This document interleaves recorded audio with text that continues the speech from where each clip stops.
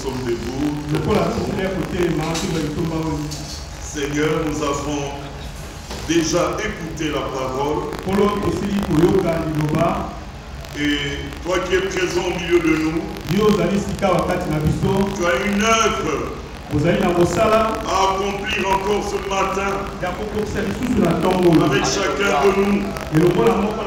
Et déjà avec la parole que nous avons écoutée, tu as ouvert nos cœurs, tu as encore sémé la parole. L'onction de l'esprit nous enseigne toutes choses. Et nous voulons rester comme ceux à qui tu as fait grâce d'ouvrir les yeux.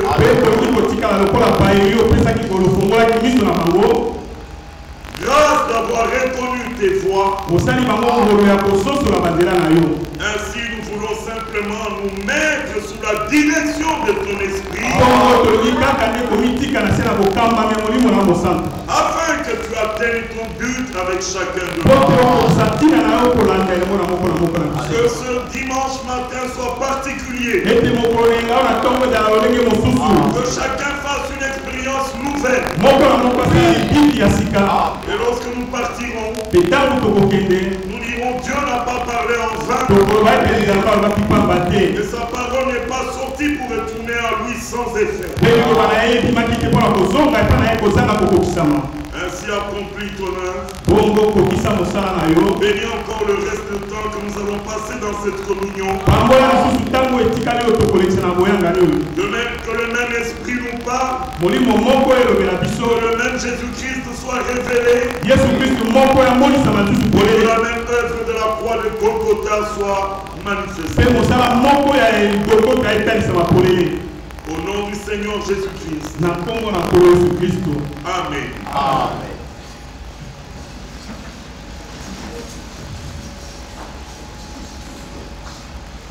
Gloire soit rendue à notre Seigneur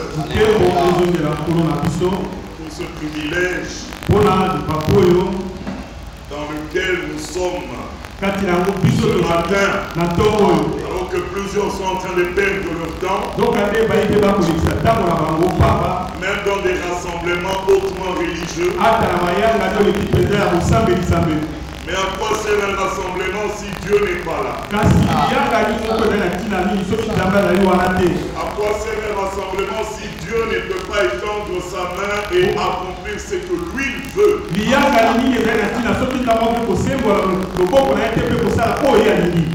Et nous sommes une famille destinée à manger la même nourriture. Et il s'agit de la nourriture convenable pour ce temps. Amen. Ailleurs, les hommes se nourrissent selon des saisons. Et Dieu donne parfois à la nature les moyens de donner des fruits adaptables à la saison.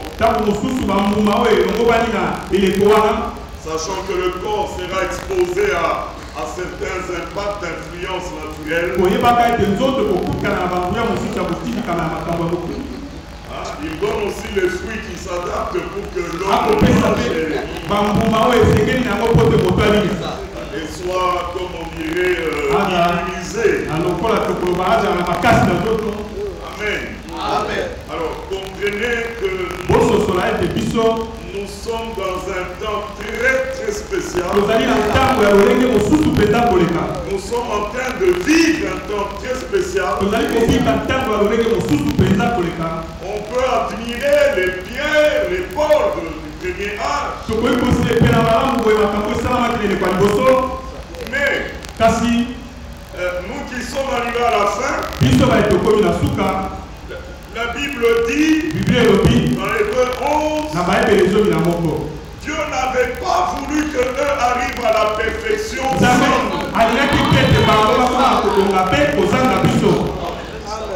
Oui. Et nous sommes les derniers.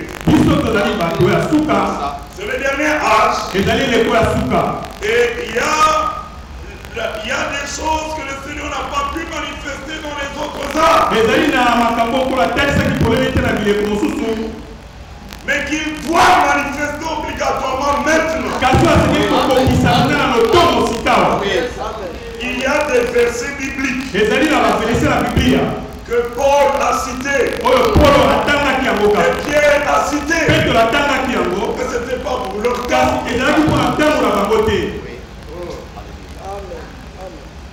Vous savez, non, 1 Corinthiens 15. Voici, je vous dis un mystère. Nous ne mourrons pas tous. Mais tous nous serons changés. Mais lui, Paul, qui l'a annoncé, est mort. Mais nous ne mourrons pas tous. Reste la vérité valable. Et pour que cette parole soit vérité, il faut qu'il y ait maintenant des croyants qui ont reçu une foi du même prix que nos pères du premier âge. Là, je suis dans Pierre. Pierre dit, je m'adresse à tous ceux qui ont reçu en partage une foi du même prix que la nôtre. Ça c'est Pierre. Quand vous allez dans Jude, lui dit, je me suis senti poussé à vous écrire cette lettre pour vous exhorter à combattre pour la foi qui a été transmise au sein. Une foi pour tous. Amen. Donc la foi que Dieu est en train de manifester maintenant au sein de tous les âmes. Et les pierres et les autres étaient les premiers. Ils savaient en qui il avait cru. Ils savaient ce qu'ils prêchaient. Et ils savaient aussi que plusieurs des multitudes ne pouvaient pas accepter ça.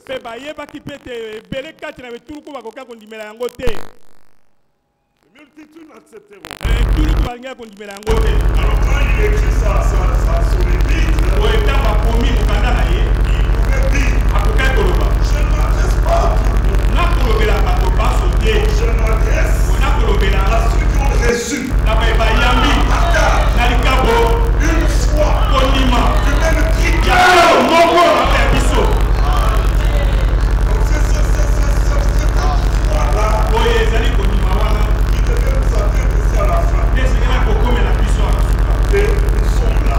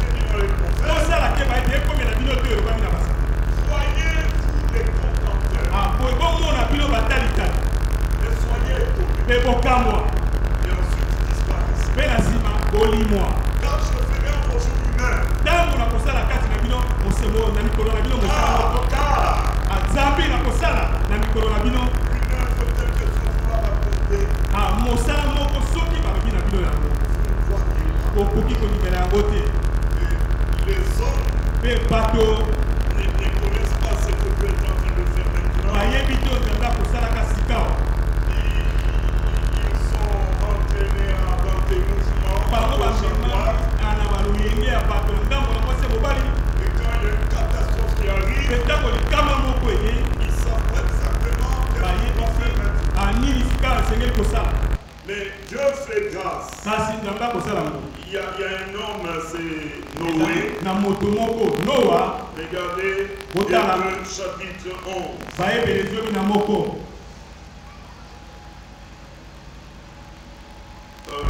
Noé,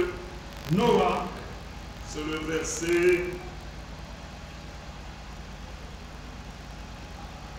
Hébreux 11. Oh, comment je ne vois pas? 7. Oui, merci, c'est bien ça. Verset 7. Il dit, c'est par la foi que Noé, divinement averti, des choses qu'on ne voyait pas encore.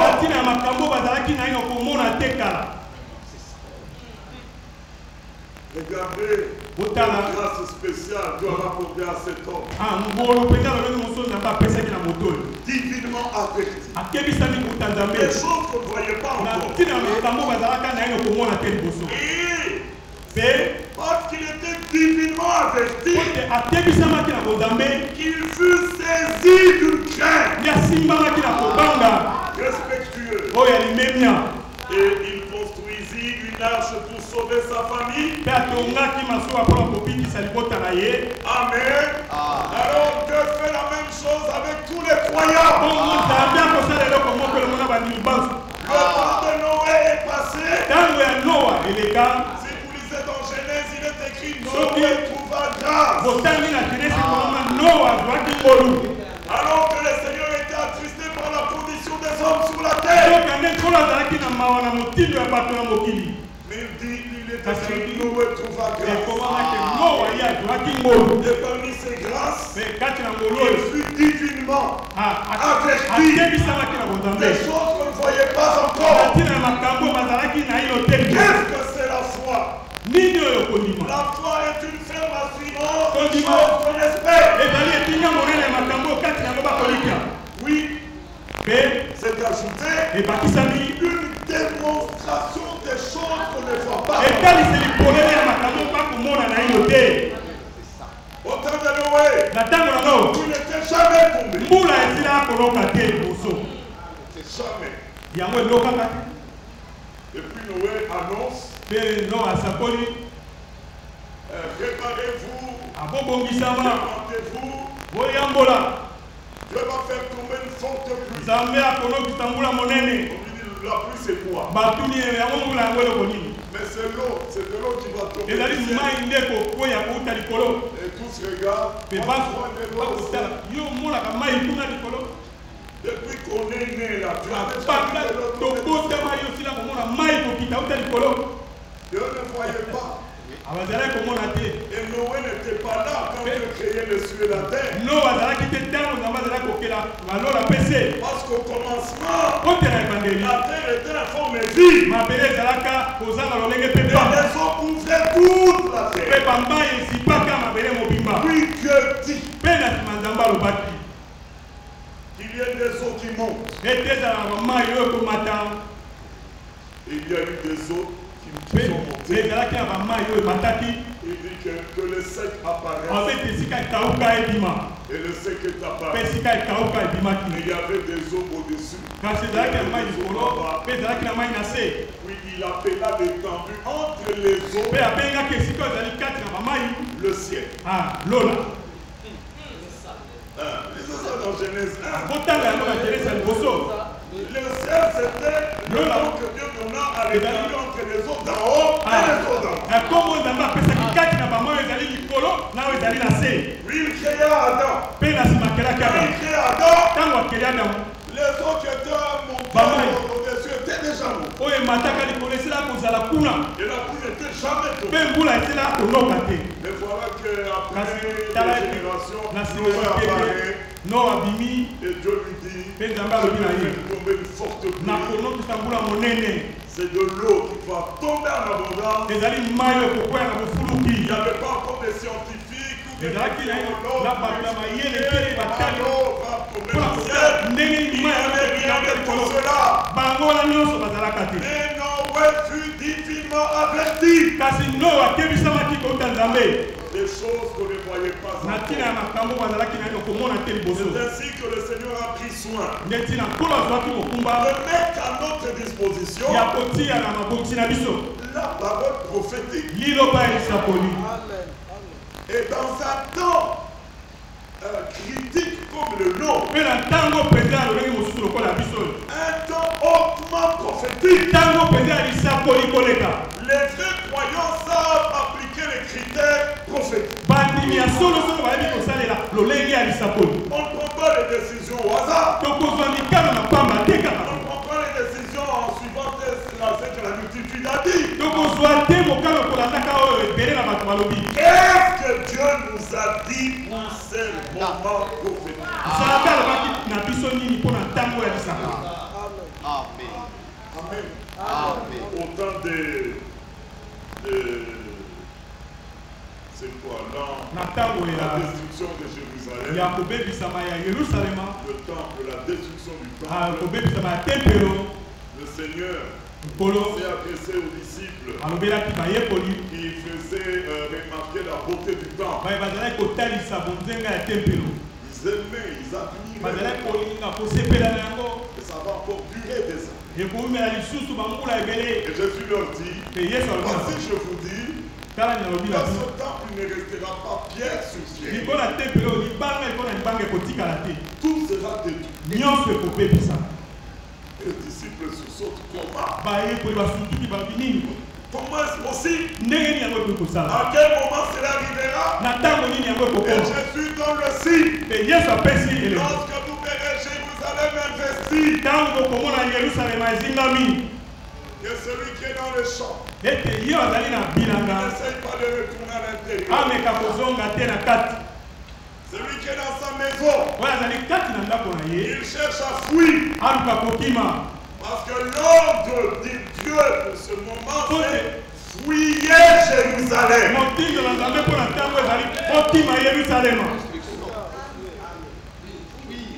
Jésus dit, si vous voulez prier, priez pour que ça n'arrive pas un jour de sabbat.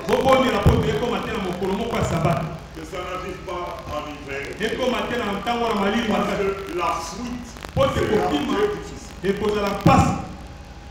Mais fuir, il faut fuir. Bon, frère, je cherche la volonté de Dieu dans cette situation. Il a déjà dit, quand vous verrez, fuyez. Alléluia. Et les années sont passées. C'est 30 ans plus tard. Les Romains sont venus. Jérusalem. Vous savez, ils n'ont pas fait ça en une seule étape. Ils ont d'abord investi, ils ont fait des campagnes. Et les hommes se posaient des questions. Et les journalistes pouvaient expliquer à leur manière. Et les pasteurs pouvaient dire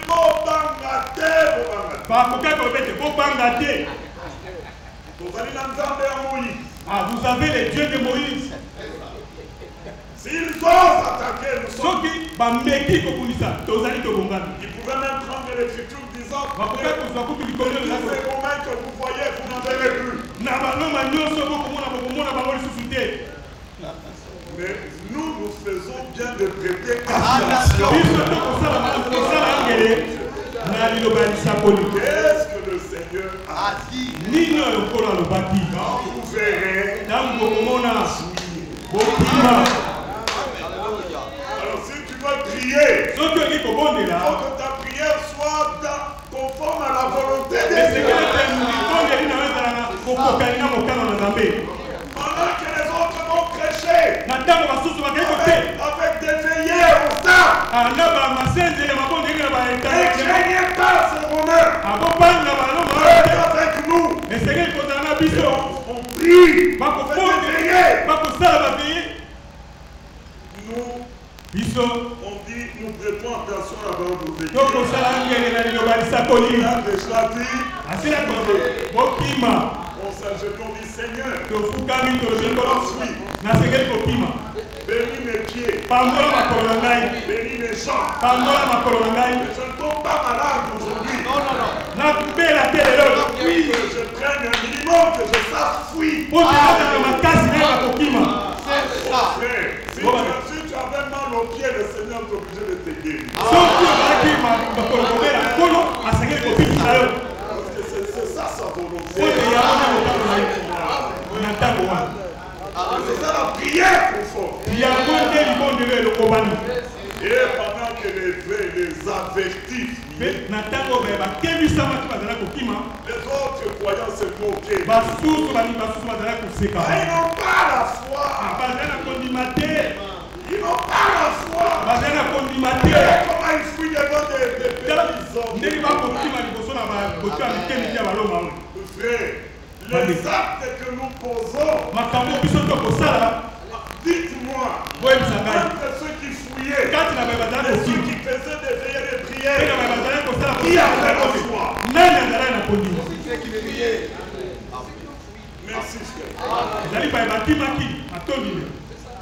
Vous regardez, vous dites, vous n'avez pas la foi. Mais Dieu regarde, il dit, mais ce sont ceux qui fuient qui ont la foi.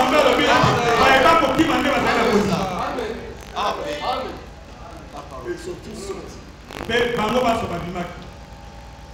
Et les Romains qui avaient d'abord levé le camp, le siège, il y avait un temps mort. Les enfants de droite qui ont dit, il nous avait donné un signe. On a fait le signe. Fais-moi mon bagage.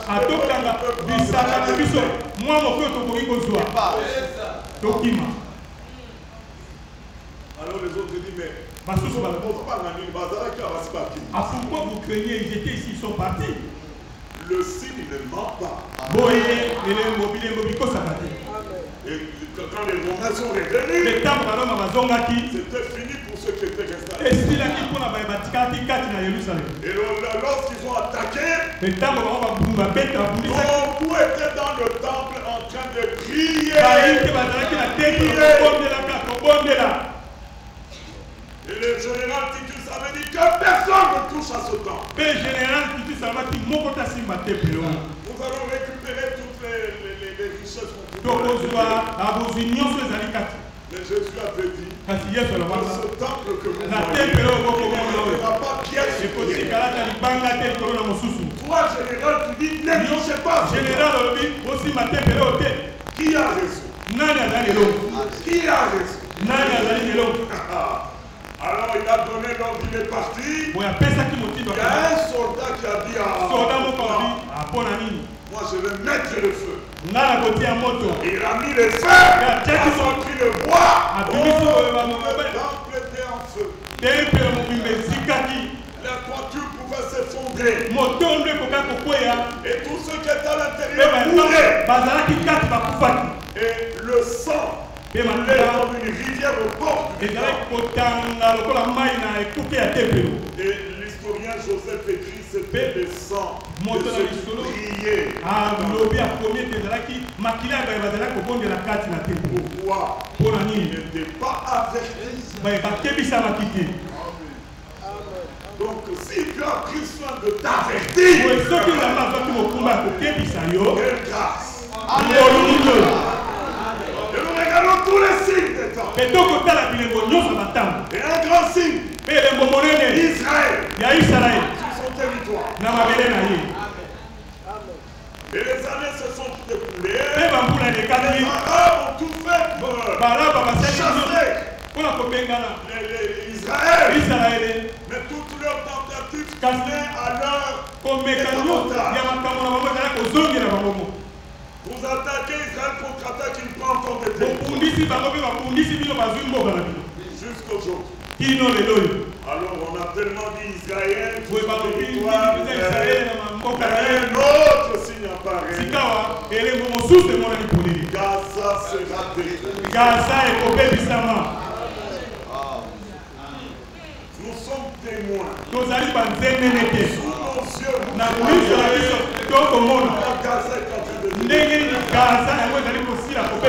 et les choses s'accomplissent comme c'était. Lisons un peu. Bon, ce n'est pas le sujet, mais bon.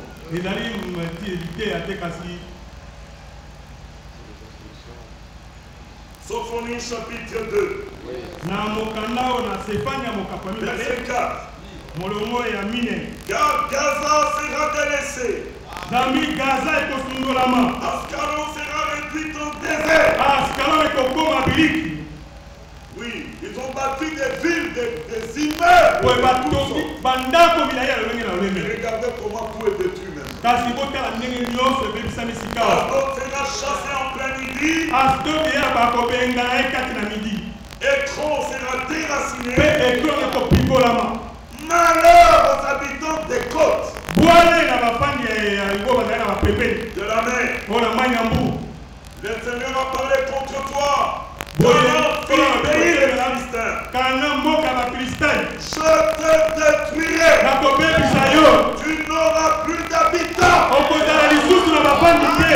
Amen. Les côtes de la mer seront des pâturages. Des demeures pour les bergers. Verset 7.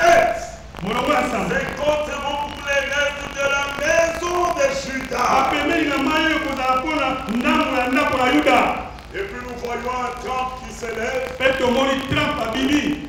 et qui fait sa proposition. Une solution pour Gaza. Et il faut qu'on évacue tous les habitants. Et nous allons reconstruire.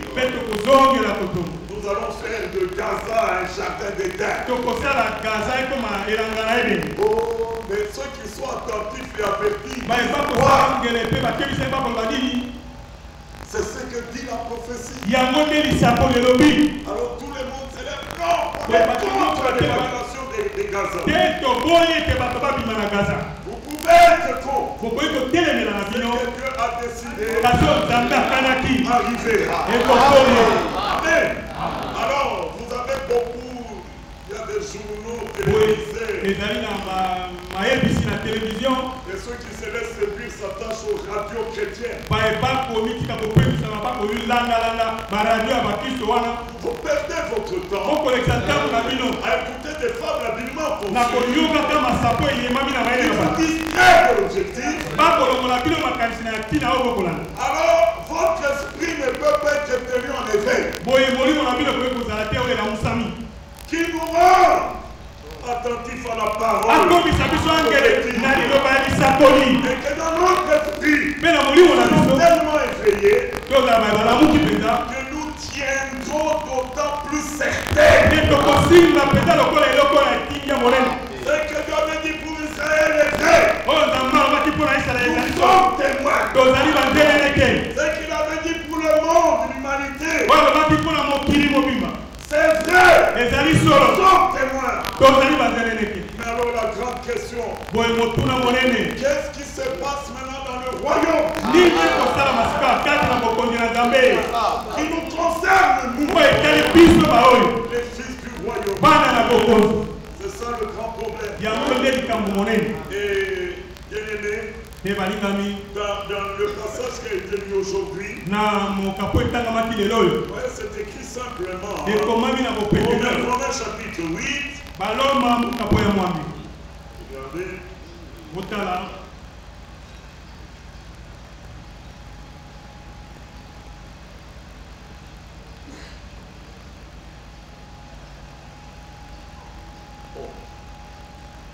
C'est Romains 8. Oui, verset 14.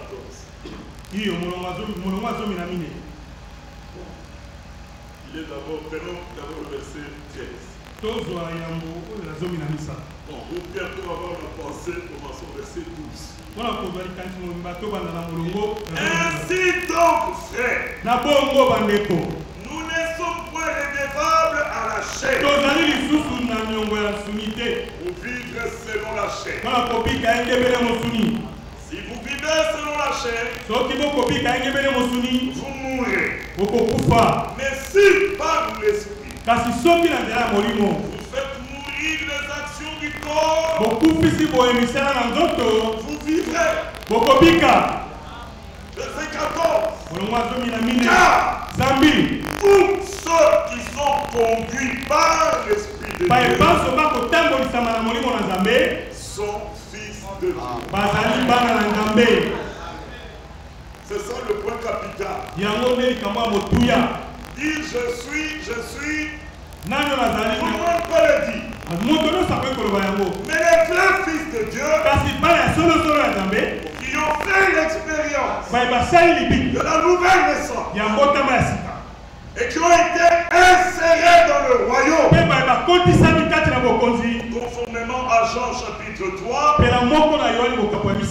Jean chapitre 3, il dit, verset 3. Jésus répond à Nicodème. En vérité, je te le dis, si un homme n'est né de nouveau, il ne peut voir le royaume de Dieu. Le royaume de Dieu est une réalité. Pendant que nous sommes là sur la terre, le royaume de Dieu est une réalité. Au milieu de tous ces événements,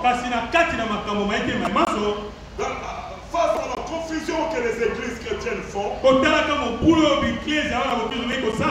il faut être capable de voir le royaume de Dieu. Mais la condition est, si un homme n'est né de nouveau, il ne peut voir. C'est pas possible pour lui. Tu peux lui expliquer. Tu peux le convaincre. Donc je veux dire, essayer de le convaincre. Il regarde. Il dit, bon, mais moi, je ne vois pas. Je ne vois pas. Bon, verset 5. Jésus répondit, en vérité, je te l'ai dit, si un homme n'est né d'eau et d'esprit,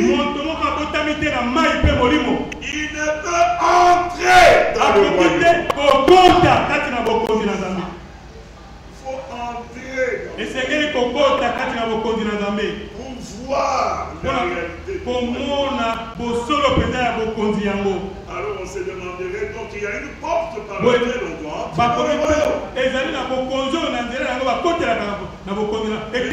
La réponse est donnée au verset 6. Ce qui est né de la chair est chair.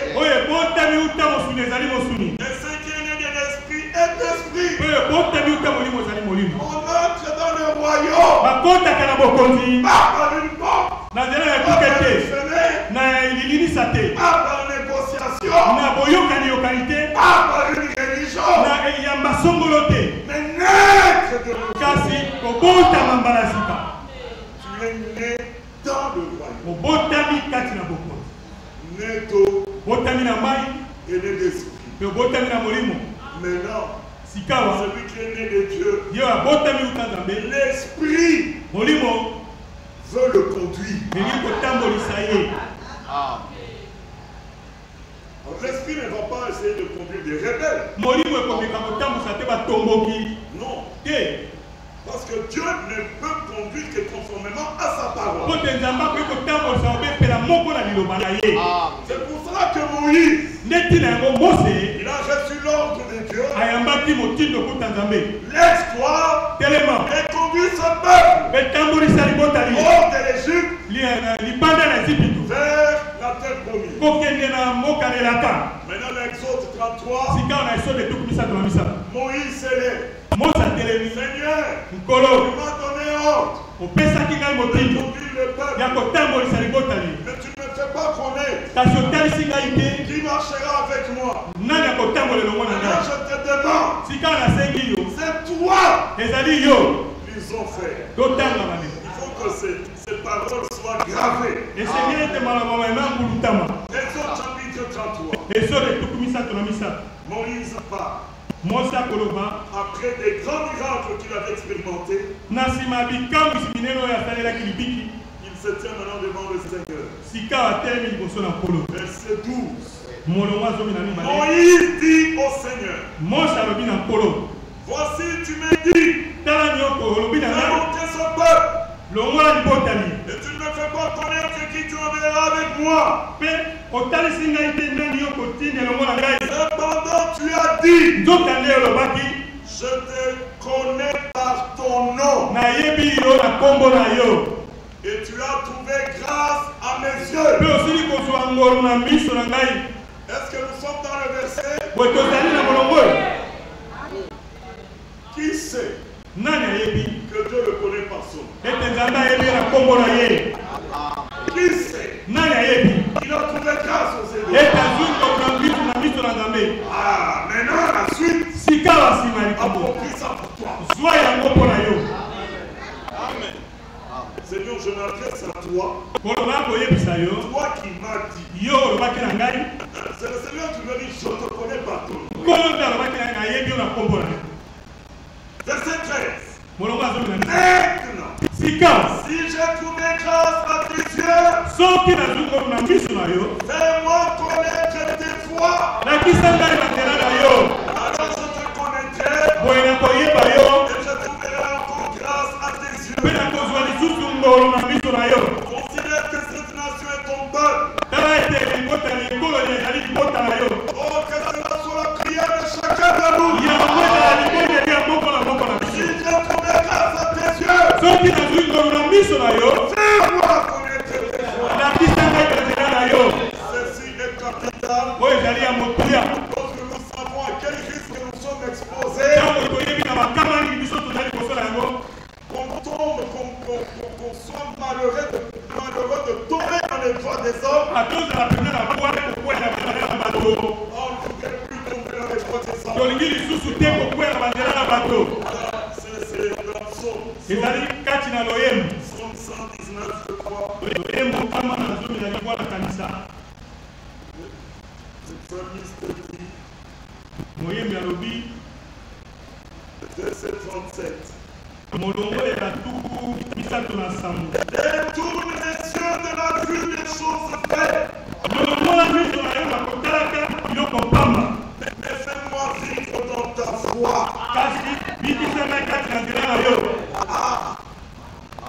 Détourne les regards de tout ce qui est vrai. Mais fais-moi vivre dans ta foi. C'est dans cette voie que je veux marcher. Ésaïe 63. Verset 17. Verset 16. Et cependant notre Père, Abraham ne nous connaît pas. Israël ignore qui nous sommes. C'est toi, Seigneur, qui est notre Père. Et qui de l'éternité t'appelle notre Sauveur. Pourquoi, oh Seigneur, nous fais-tu errer loin de tes voies?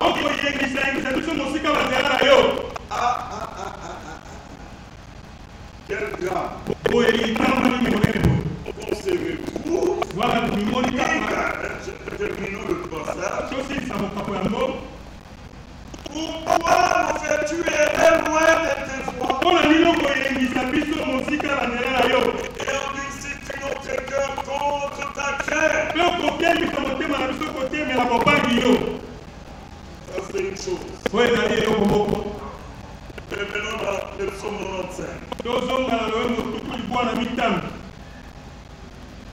Psaume 95. Il vit à partir du verset 8. N'endurcissez pas votre cœur comme à Mériba. La journée de Massa. Où vos pères me tentèrent. Ils m'éprouvèrent, je crois qu'ils aient vu mes œuvres. Pendant 40 ans, j'ai eu cette grâce en découvert. J'ai eu cette grâce en découvert.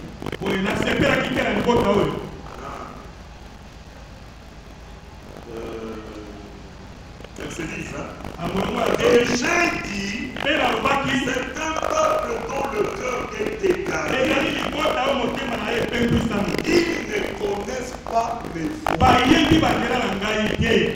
Ils n'entreront pas dans mon repos. Vous voyez, ici le Seigneur dit, c'est un peuple que j'ai pris en dégoût. Ils ont un cœur égaré. Ils ne connaissent pas mes voies. Et de l'autre côté, on voyait Moïse. Il fait moi connaître tes voies. Et je te connaîtrai. Et je trouverai encore grâce à tes yeux. Amen. Et Esaïe lui dit, pourquoi nous laisses-tu errer? Loin de tes voies. Pourquoi tu suis notre cœur contre tes voies? Et c'est là le psaume 95. C'est pas le cœur.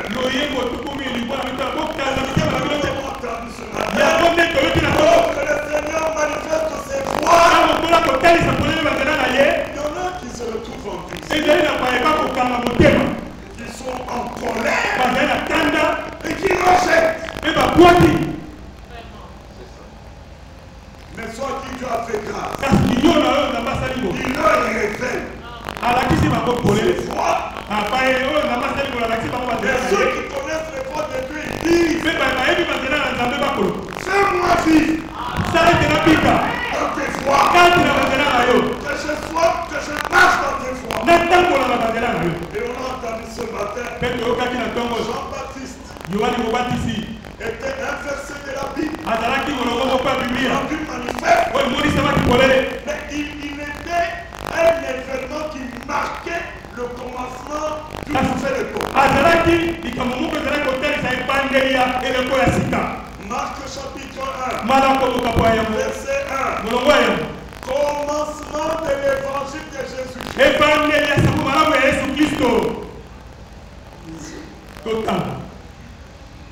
Marc chapitre 1. Commencement de l'évangile. Il dit ceci. Verset 1, 2. Commencement de l'évangile de Jésus-Christ. Fils de Dieu. Selon ce qui est écrit dans Esaïe le prophète. Voici, j'envoie devant toi mon messager qui préparera ton chemin. C'est la voix de celui qui crie dans le désert. Préparez le chemin du Seigneur. Aplanissez les sentiers. Bien-aimés, Jean-Baptiste n'était pas un prédicateur comme tout le monde.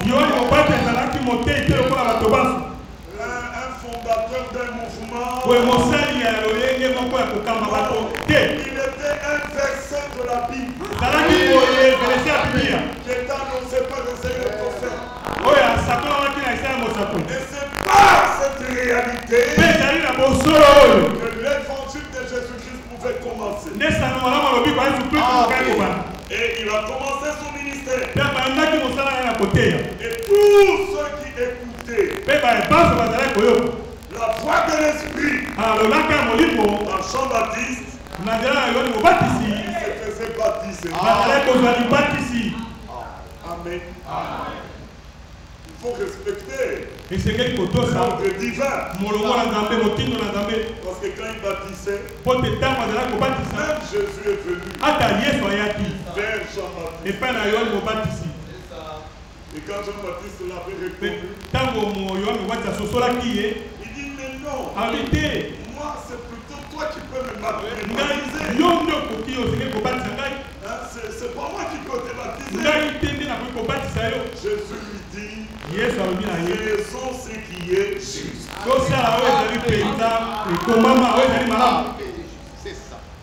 Il faut que l'agneau soit lavé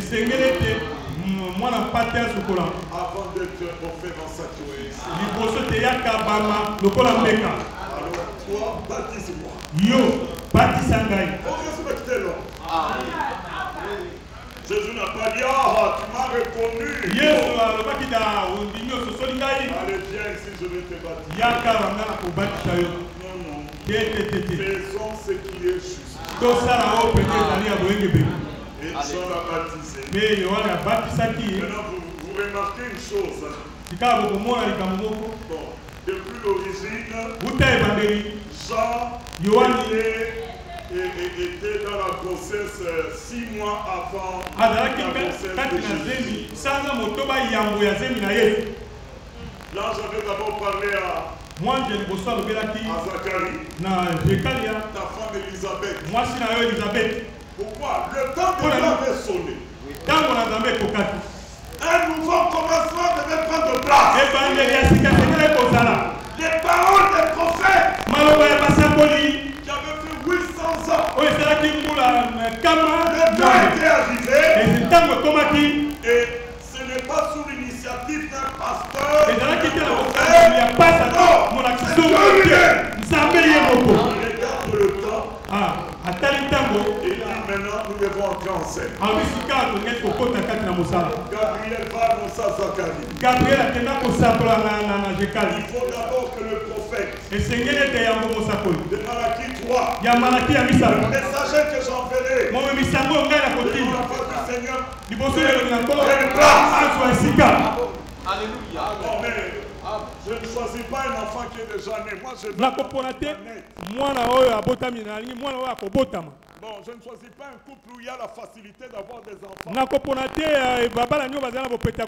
Il choisit Zacharie, dont Elisabeth était stérile. C'est impossible. Afin que vous compreniez qu'ici, à la main de l'homme, la main de Dieu, notre enseigne. Gabriel, dis-lui la bonne nouvelle. Quand il annonce la bonne nouvelle, Zacharie a douté. Il y a quel signe reconnaît-il? Gabriel, il lui dit, ne sais-tu pas que je suis Gabriel et que je me tiens devant la face du Seigneur? J'ai été envoyé spécialement pour te dire cette nouvelle. Maintenant, toi, tu doutes. Alors, parce que tu as douté, tu seras muet jusqu'à ce que les choses que je t'ai annoncées arrivent. Qui avait choisi Zacharie et Elisabeth? Ce n'était pas le produit de leur prière. C'est vrai que Zacharie priait. Ma femme me donne même un enfant. Mais là, le Seigneur prend Malachie 3. Il faut que ce verset devienne réalité. Je vais le faire dans ce couple-là. Alors, Zacharie, tu as douté. Tu seras muet. Mais les choses que je t'ai annoncées arriveront. Dieu n'a pas dit. Bon, c'est Zacharie. Gabriel. Gabriel n'a pas dit. Moi, je te donne ainsi dit le Seigneur. Toi, tu doutes.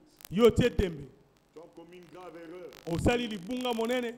On te laisse. Notikio. On a besoin des croyants. Biso za na posta ya bandimi. Donc dès qu'on lui dit, il dit Amen. Tako balobi na ya lobi amen. Pas comme de Thomas. Ezali te lokola ba Thomas. On lui dit balobi na ye. Non.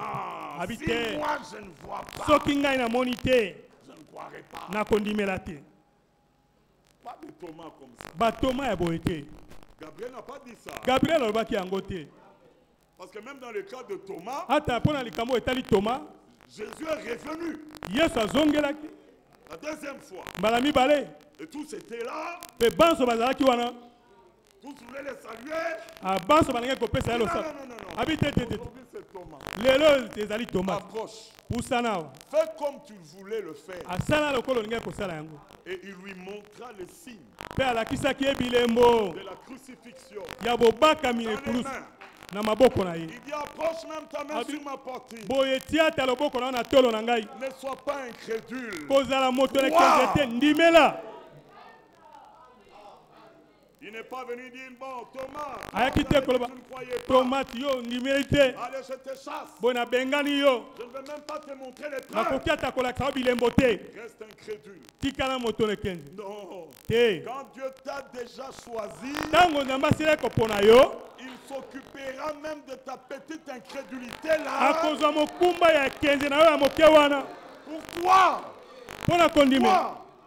L'élu ne peut pas être changé par quelqu'un d'autre. Ah, mon bon ami.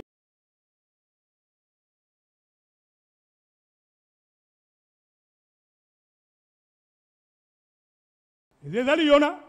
Mais où est Jonas? Kasi wapi ye Yona? On l'attend à Ninive. Bakozela na Ninive. Il est à Tarsis. Il y a comme une Tarsis. Il va vers Tarsis. Ah, qu'il y a une Tarsis.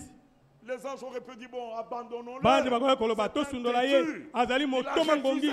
Aboyi. Le Seigneur dit, Kola lobi. je ne peux pas faire ça avec quelqu'un d'autre. Nakoy kosala yango na moto mosusu te. Il n'y a que Jonas. Kaka Yona nde.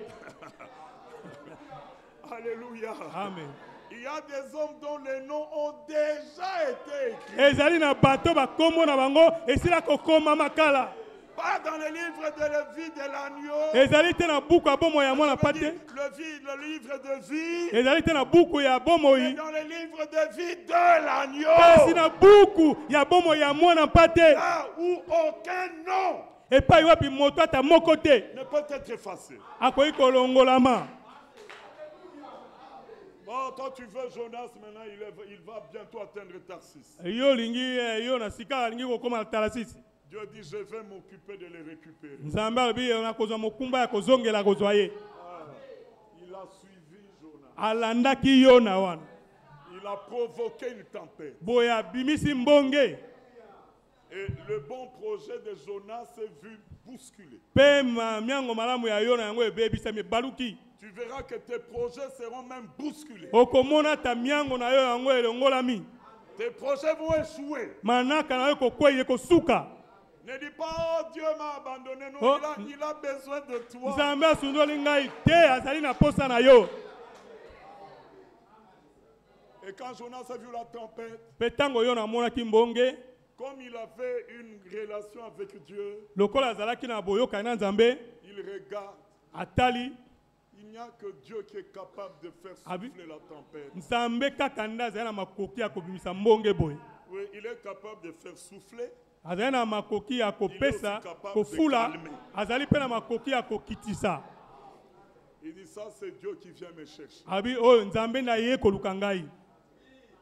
Et les autres occupants de bateau, ils lui demandent bon maintenant comme c'est toi le coupable. Que devons-nous faire maintenant? Jetez-moi dans l'eau. Abi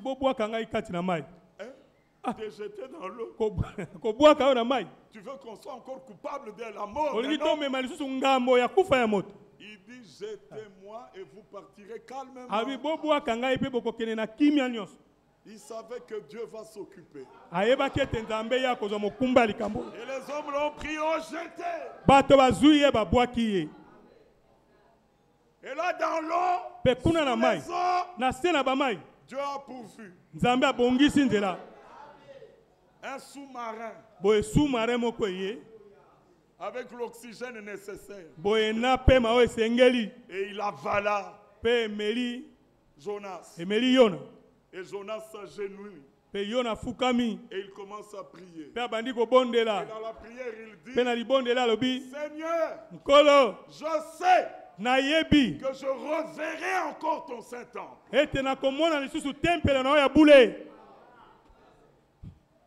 Et le Seigneur a guidé les poissons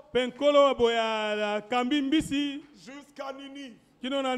Là où il y a l'objectif divin. Le Seigneur donne tous les moyens pour conduire vers les lieux de l'accomplissement. Alléluia. Amen. Thomas ne soit pas incrédule. S'il y a encore un Thomas aujourd'hui, le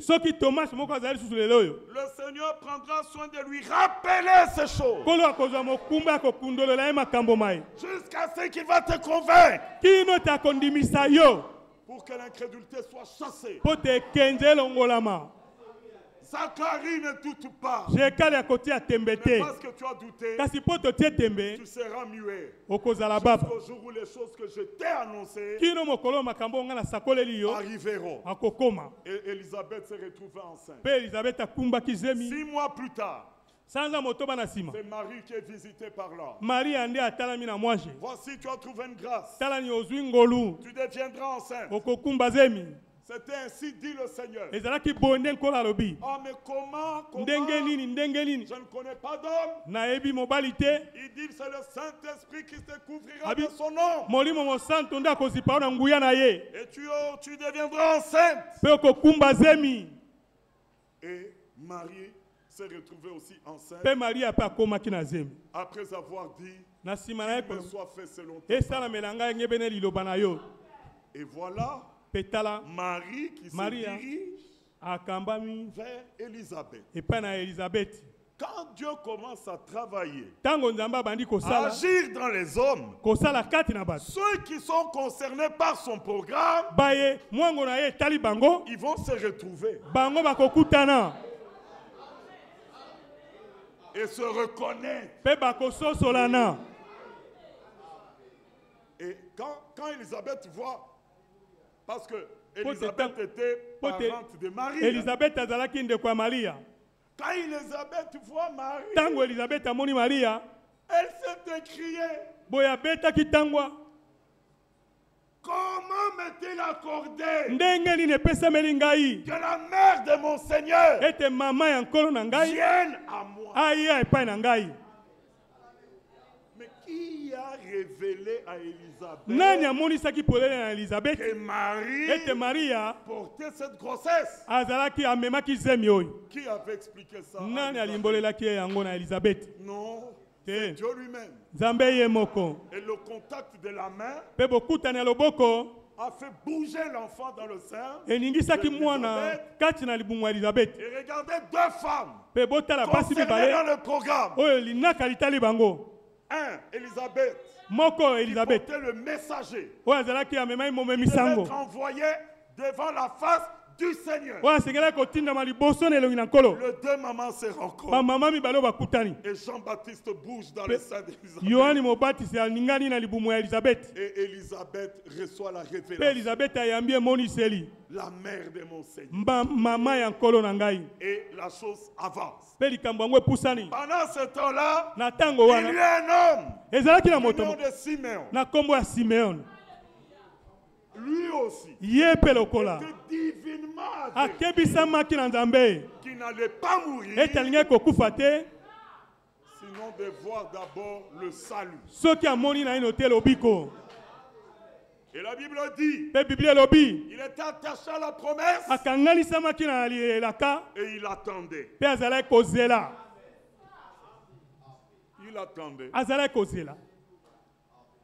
Bon, comment la chose arrivait là, il attendait. Alors c'est là que vous verrez l'importance de ceux qui sont conduits par le Seigneur. Au jour marqué, Jésus est né, personne n'était au courant. Mais Mais le Seigneur regarde. Il voit les bergers qui laissaient les troupeaux sur la plaine. Allez leur annoncer cette bonne nouvelle.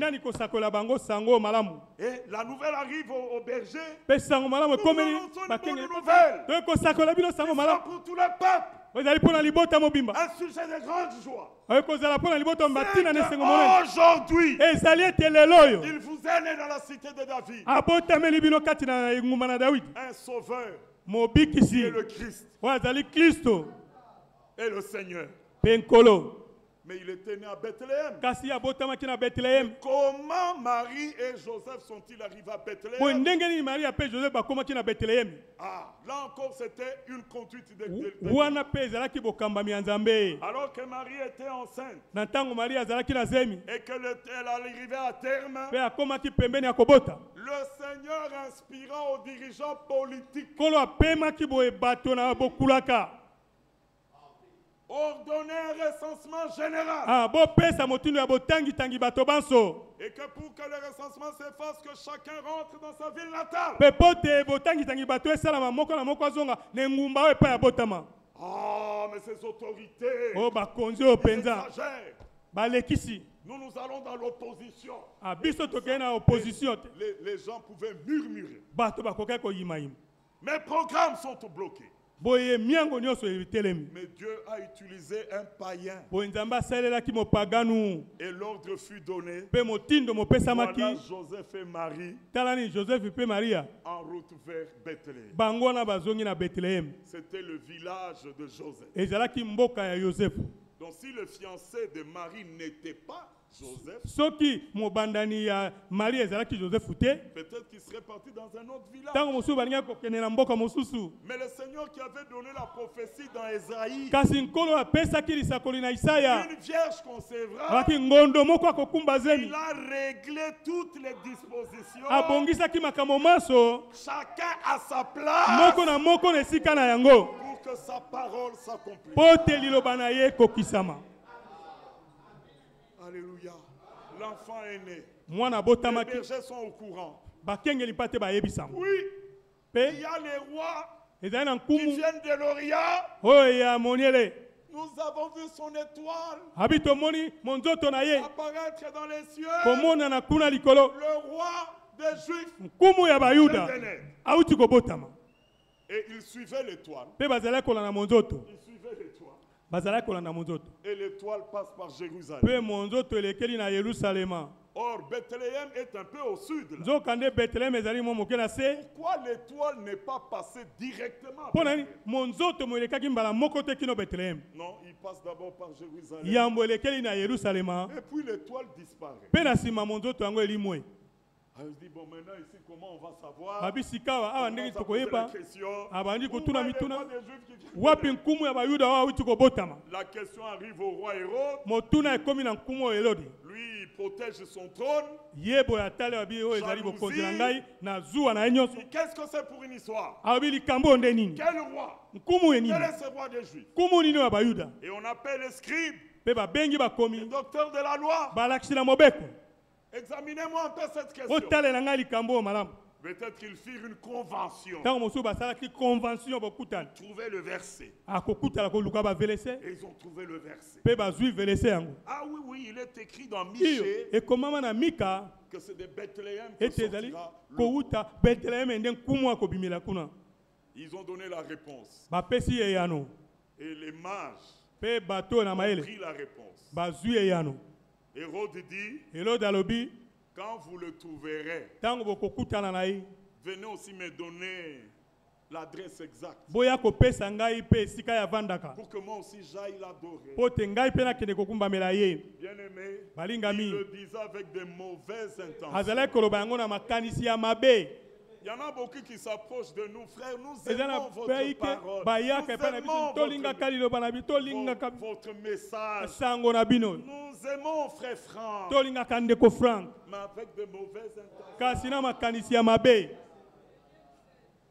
De mauvaises intentions. Il y en a qui ont utilisé le nom de Branham pour se faire un royaume. D'autres ont utilisé le nom de frère Franck pour se faire aussi un royaume. Parce que le peuple tient ce ministère. Ministère promis. Les deux seuls mandats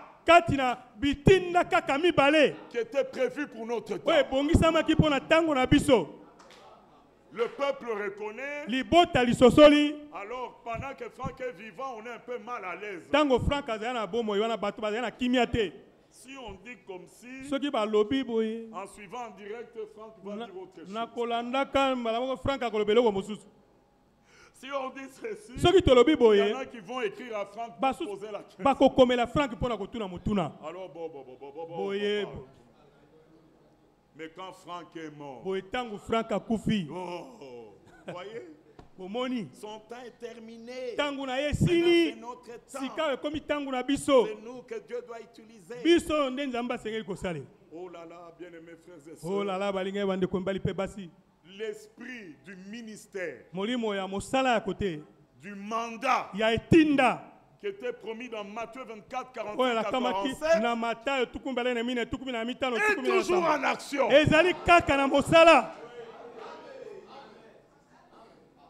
Amen. Et les instructions ont été données d'une manière claire. Frère Franck était la suite du ministère de Frère Branham. Vous avez entendu ce matin, Élie était promis. Élie est venu. Mais vous ne l'avez pas reconnu. Vous l'avez traité comme vous avez voulu. Vous n'avez pas connu le temps de votre visitation. Maintenant, dans Luc 1, le passage qui a été lu, afin, Luc 1, Luc 1, verset Molongo.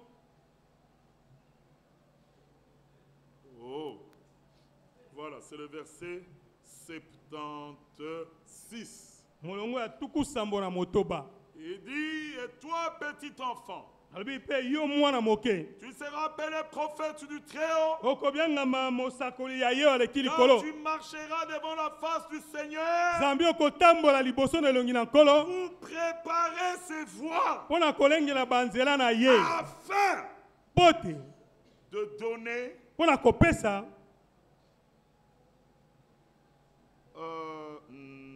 bon, attendez, ce n'est pas le passage que je cherchais. C'est là où il est écrit un peuple bien disposé.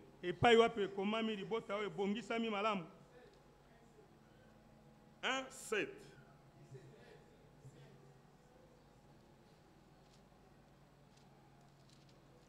Vous dites 16. Oui, 17. Ok.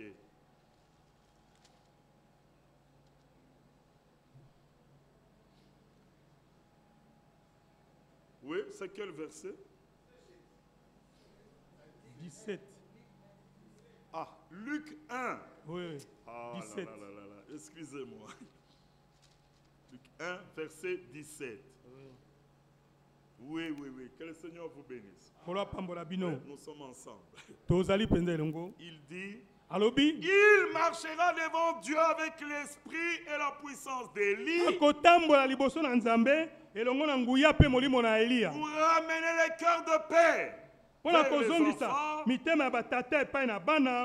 rebelles à la sagesse, les justes, afin de préparer au Seigneur un peuple bien disposé. Et l'Esprit a parlé ce matin.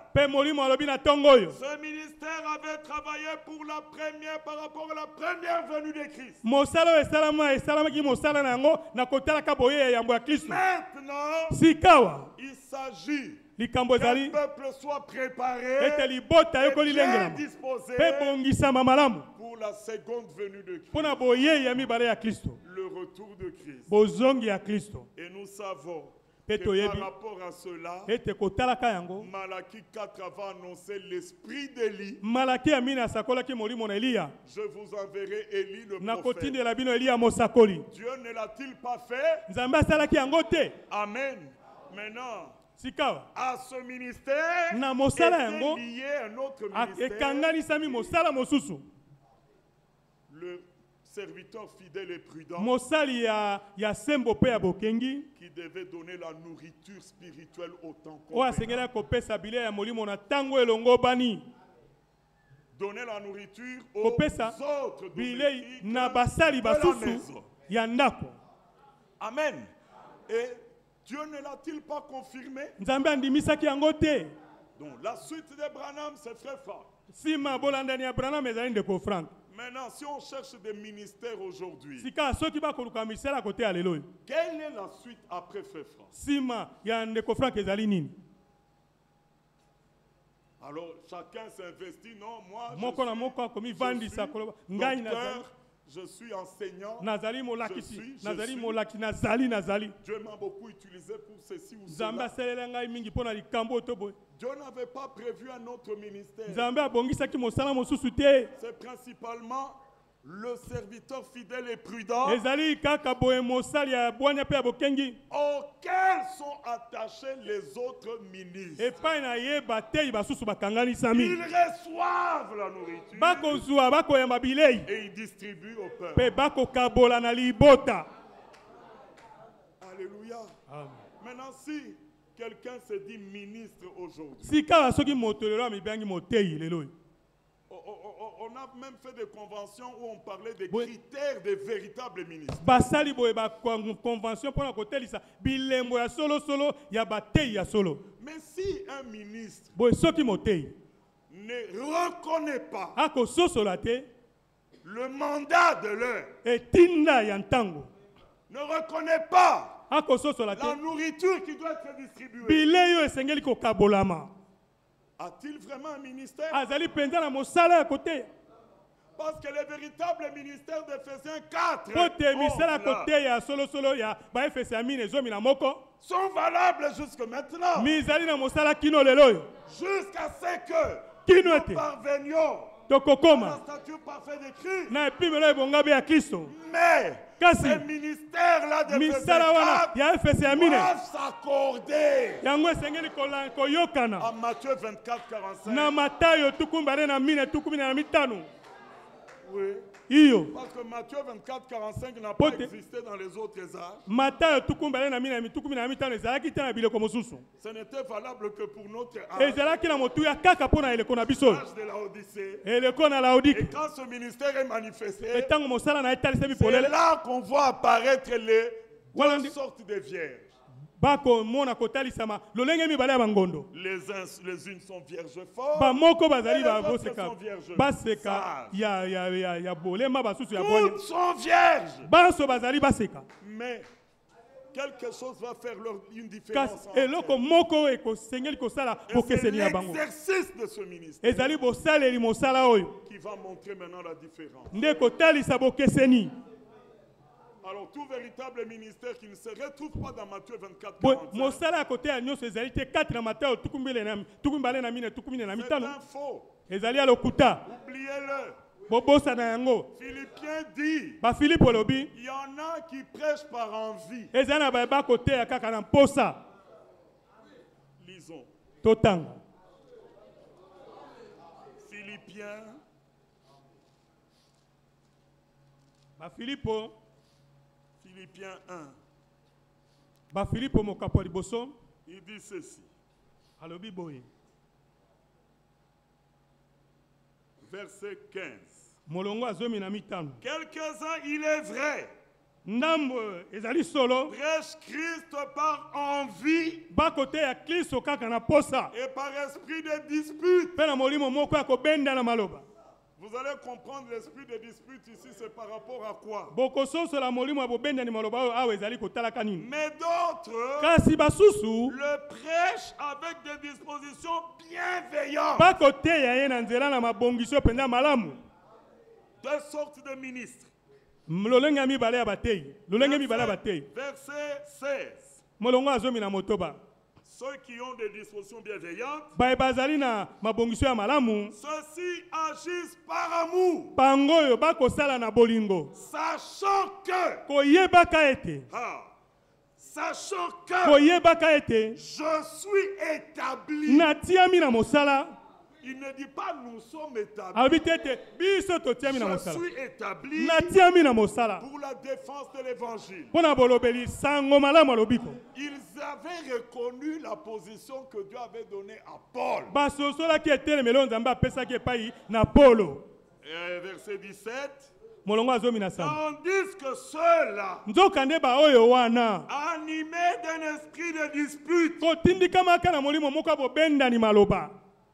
annonce Christ dans des intentions qui ne sont pas pures et avec la pensée de me susciter quelque affliction dans mes liens. Voilà leur travail. Esprit de dispute, c'est comme ça que Paul parlait.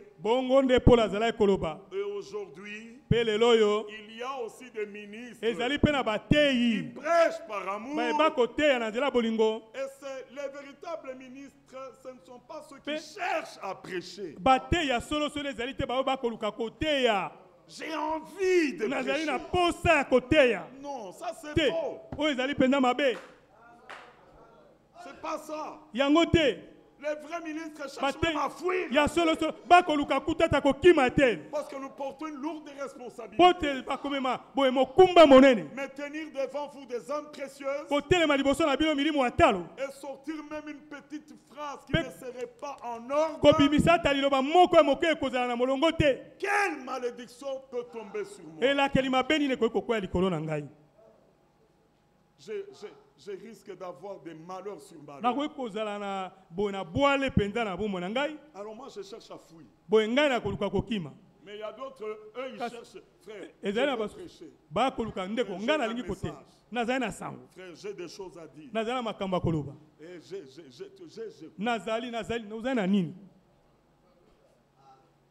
bon, Dieu nous a donné un ministère de frère Franck. C'est vraiment pour notre bénédiction. On en a compris l'importance. On en a compris l'obligation. On ne peut pas se détacher. Alors eux, quand ils regardent, ils disent, bon, mais lui, c'est Allemand. Lui, c'est là-bas. Nous avons notre programme. Que lui, il s'occupe des Allemands. Toi, tu vas t'occuper des Congolais. Non. Ceux-ci agissent par amour, reconnaissant que je suis établi. Voilà les hommes qui peuvent être utilisés par Dieu. Et le grand critère aujourd'hui, c'est de reconnaître le mandat. C'est que Dieu a fait dans notre génération. Et le seul mandat qui restait après celui de Frère Branham, c'était celui-là, il n'y en a pas un autre de cette dimension-là. Alors quand on dit il a le mandat de ce temps. Donc vous voulez dire que nous n'avons pas de mandat. L'instruction a été donnée. Suivez les retransmissions. En effet, donc on ne va plus prêcher. Il semble que ce sont les ministres mécontents ayant envie de prêcher qui créent un problème. Oh, moi j'aimerais bien rester là assis. On était venu là, on a écouté, on prie, on loue, on parle. Bon, ici le frère Franck, parlant des ministères. Un instant. Bon, quelques minutes. Il dit, c'était la prédication des Zurich du 27 août 2022. Voici le point le plus important. Et cela avant le retour de Jésus-Christ notre Seigneur. Nous tous en particulier, tous les frères serviteurs. Nous connaissons les Saintes Écritures. Vous savez ce qui est écrit dans 1 Corinthiens dans le chapitre 12. Dans le chapitre 13. Chapitre 14. Sur les services dans l'église. Vous savez tout ce que Paul a écrit aux Éphésiens.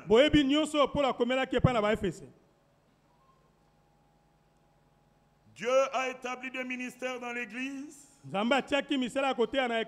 Apôtres, docteurs, prophètes, bergers, évangélistes. Ce sont des ministères institués, établis par Dieu. Mais maintenant, avant le retour de Jésus-Christ, chacun ne peut pas continuer dans son domaine, dans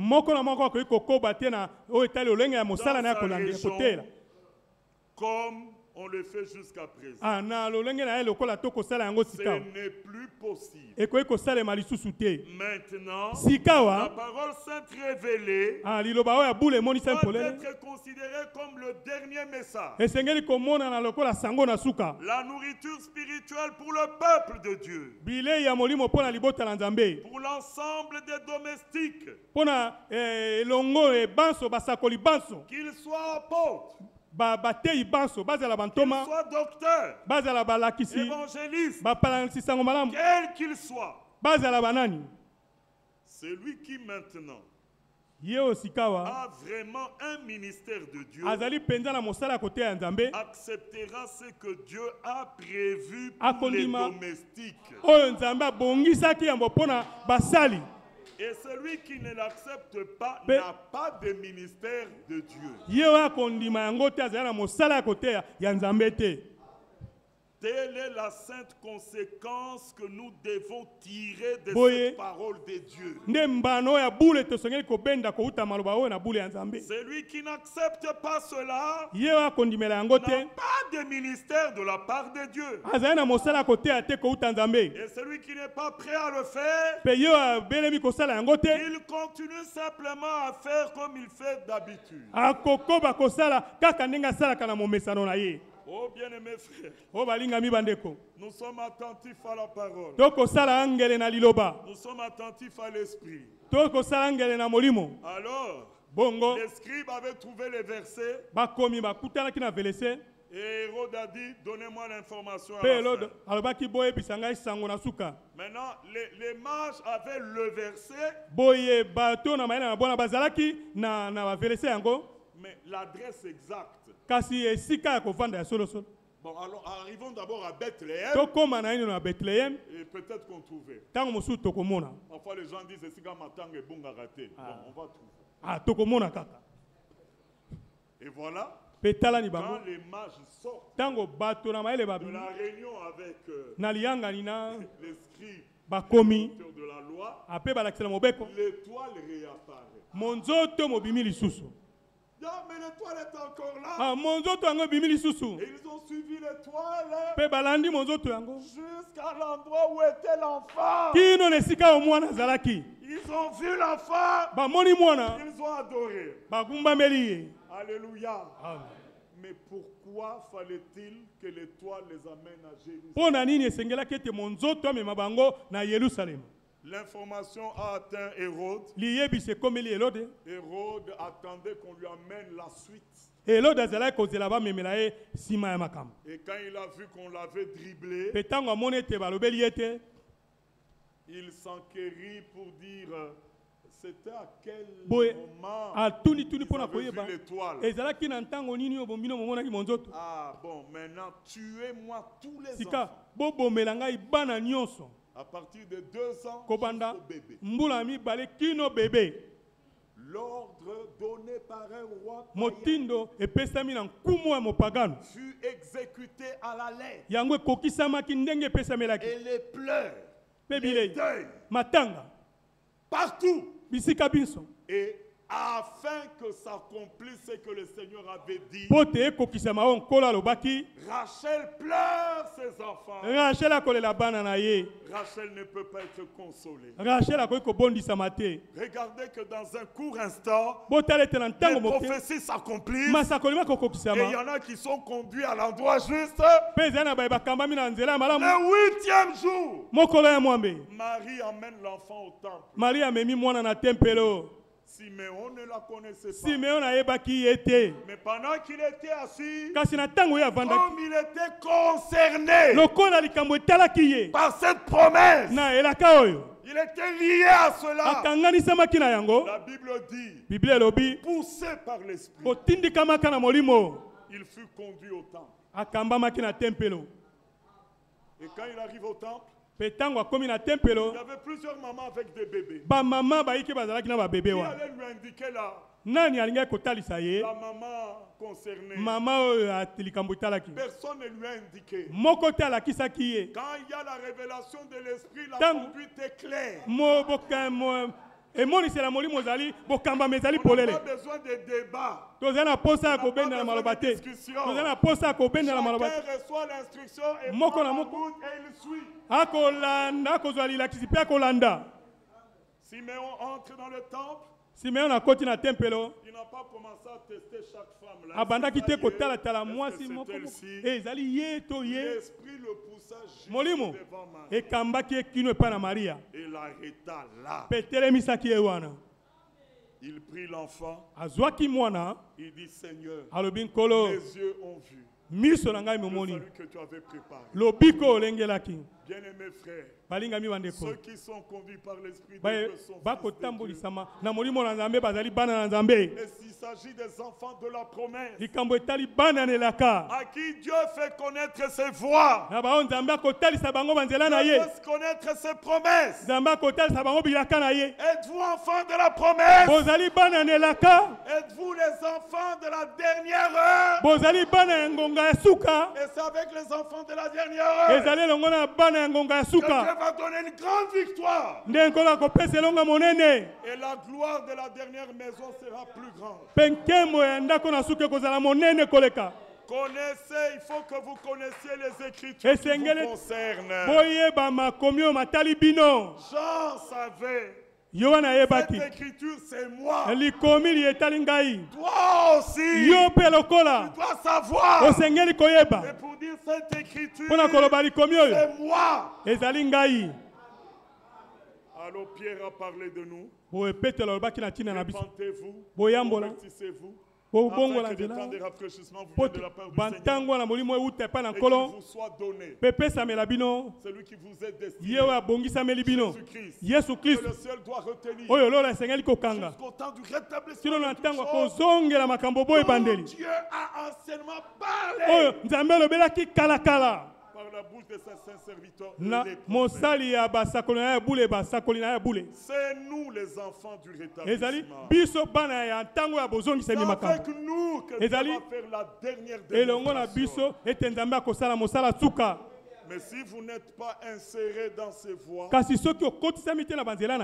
vous allez vous égarer. Mais Dieu lui veut achever. Alors nous restons là où Dieu agit. Ce qui nous donne la force, c'est ce n'est pas la forme de service que nous prenons, la manière dont nous chantons, la manière dont nous avons construit. Non.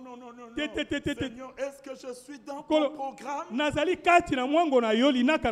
Ah, c'est là que l'Esprit conduit. Alors ceux qui sont conduits sont fils de Dieu. Ils sont nés de nouveau. Ce sont des parties prenantes du royaume. Le vieil homme était mort. Ils sont devenus des hommes nouveaux. La vérité de la croix n'est pas seulement prêchée. Parce que frère, combien ne prêchent pas Golgotha? Combien ne prêchent pas la repentance. Combien ne prêchent pas la morale? À quoi servent des enseignements, des explications, là où l'esprit n'agit pas? Laissez l'esprit agir. Golgotha.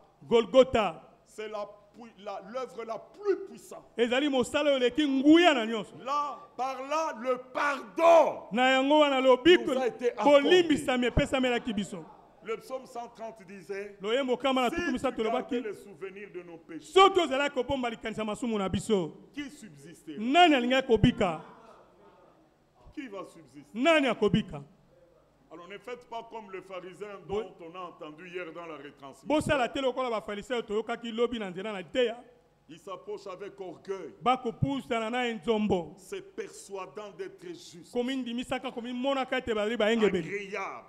Il méprise les autres, il se moque des autres. Oh moi, j'ai pris, je jeûne 2 fois par semaine. Je paye ma dîme. Et je ne suis pas comme les restes des autres. Ou même comme ce publicain. Je ne sais pas quel courage il a eu pour s'approcher. Et on l'a entendu hier et il ne s'était même pas approché de l'autel. Il était à distance. Il frappait sa poitrine. Je ne suis pas digne. Je ne suis pas digne. Seigneur, aie pitié de moi. Aie pitié de moi. Alors, Ephésiens 2 dit, nous tous nous étions de leur nom. De ceux qui marchent selon les convoitises de la chair, obéissant aux pensées de la chair, obéissant à nos pensées. Nous étions de leur nom. Mais Dieu qui est riche en bonté, à cause du grand amour dont il nous a aimés, à cause de sa miséricorde, nous qui étions morts, il nous a rendus vivants par Jésus-Christ. À Golgotha, le mur d'inimitié est tombé. À Golgotha, le vieil homme qui ne pouvait pas obéir à la parole, qui pouvait paralyser tes membres, le vieil homme a été crucifié. Et Jésus-Christ est ressuscité. Nous aussi, nous sortons comme des hommes nouveaux, nés de nouveau, avec un cœur, une âme qui aime la vérité, qui aime les promesses. Et c'est ainsi que l'Esprit peut nous conduire jusqu'à la fin. Et pas à pas, nous dirons toujours, Seigneur, mes yeux ont vu. Mes yeux ont vu. Nous sommes des témoins vivants. Mon frère, ma soeur, remercie le Seigneur quand il peut te révéler ses secrets. Ce sont ses secrets. J'ai choisi Georges. Fortina.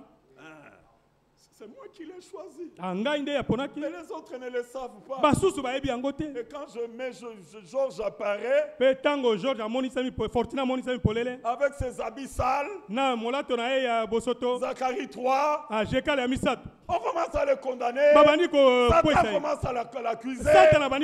L'accusateur des frères. Non, il n'est pas digne. Il a des vêtements sales. Alors l'ange de l'Éternel apparaît. Il dit à Satan,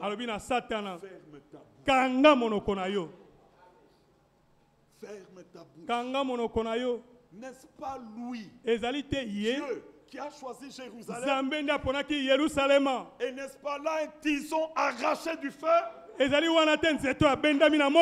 Bien-aimés frères, nous sommes des tisons arrachés dans ce feu de ce péché du monde. Il nous a arrachés. Et quand il nous a arrachés, il dit nul n'a le pouvoir de me ravir de ma main. Ils sont à moi. Bazali angai. Reste à moi. Pe bazali angai. Et la volonté de mon Père. Ete mokano tata nangai. Que je ne perde. Ezali ete na bungisa ta moko te. Veut-il nous perdre? Akoki ko bungisa biso. Veut-il nous perdre? Akoki ko bungisa biso. Te. S'il y a des influences qui veulent nous tirer du haut, ezali na banguya ko benda biso akoloba te. Il est à moi. Azali angai. Vous savez comment il a souffert? Boyebi ndenge ya nyokomaki. Combattu. Mboni abundaki. Nous arracher. Pona ko pikola biso. Ah oui, frère Joseph. Ndeko Joseph. Yaka. Tozalaki na loboko ya monguna. Ba umbu ya mokili oyo. Ba umbu ya milimo ya kanza oyo ya mokili oyo. Qui pouvait sortir des mains du diable? Nani akoka kobima na maboko na Zabolo? Banso tozangaki makoki. Kasi ezalaki na loboko na nguya. Monguna atikaki biso te ponsomi. Ezalaki na bitumba. Bitumba ezalaki. Kasi oyo ya molimo azali oyo makasi azali. Boya botolaki. Alongaki. Alléluia. Amen. Qui se sent arraché? Nani akomiyoka ete abotolamaki, apikolamaki. Regardez le monde comment il est. Botala mokili ndenge ezali. Nous nous sentons arrachés. Pote tokoyoka ete topikolamaki, tobotolamaki. Na mokili. Je ne suis plus des morts. Nazali na mokili kasi nazali ya mokili te. Que le Seigneur vous bénisse. Kolo apambola bino.